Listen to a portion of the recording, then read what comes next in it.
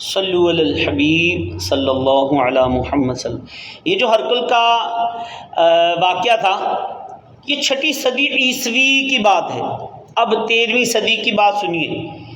Safe الدین مملوک ریاست کا امیر تھا۔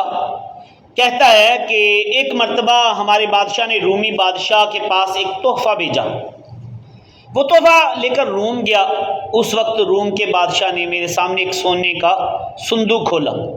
اس کے اندر ایک خط تھا۔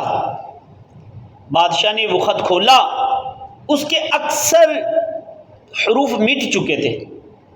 اس خط کو بڑے ادب سے ریشمی کپڑے میں لپیٹا گیا تھا۔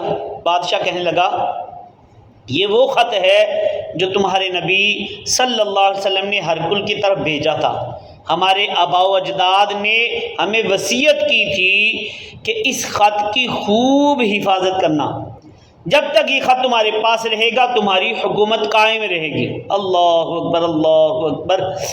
ٹکڑا، وہ ٹکڑا جس کو پیارے پیارے آقا مکی مدنی مصطفیٰ صلی اللہ علیہ وآلہ وسلم سے نسبت ہے، وہ ایک ٹکڑا جو ہے بادشاہت عطا فرما سکتا ہے، تو سوچئے خود محبوب ذی شان صلی اللہ علیہ وسلم کی عنایات کا کیا عالم ہوگا۔ اگر ہرقل کلمہ پڑھ لیتا تو کیا اس سے بادشاہت چھن جاتی؟ ہرگز نہیں، مگر اس نے بادشاہت کو ترجیح دی، دامن مصطفیٰ صلی اللہ علیہ وسلم سے محروم رہا، نہ ایمان ملا نہ بادشاہت مل سکی۔ یہ ہے برا سودا۔ اللہ پاک فرماتا ہے بئس ما اشتروا بہ انفسہم، انہوں نے اپنی جانوں کا کتنا برا سودا کیا۔ یہ ہمارے لیے سبق ہے۔ دنیا ادھر کی ادھر ہو جائے، دامن مصطفیٰ صلی اللہ علیہ وسلم کا تھام کر رکھیے گا، انشاءاللہ عز و جل۔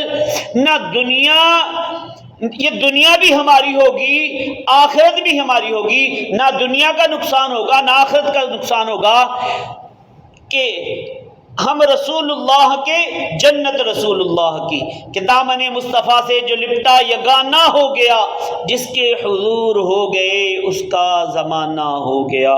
صلو علی الحبیب